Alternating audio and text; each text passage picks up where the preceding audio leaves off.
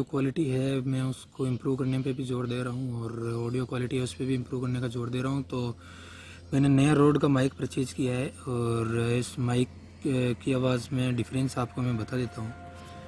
तो ये अभी मैं शूट कर रहा हूँ इनबिल्ट माइक से, और अब जो आपको आवाज़ सुनाई देगी वो आएगी रोड के माइक से।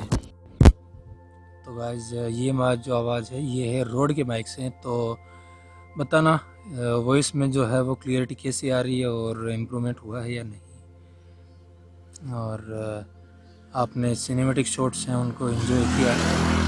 और वीडियो को लाइक करना है, कमेंट करके बताना है, शेयर करना है। चैनल अभी तक आपने सब्सक्राइब नहीं किया तो चैनल को सब्सक्राइब करना है। तो मिलते हैं दोस्तों अगली वीडियो में। जय हिंद, जय भारत।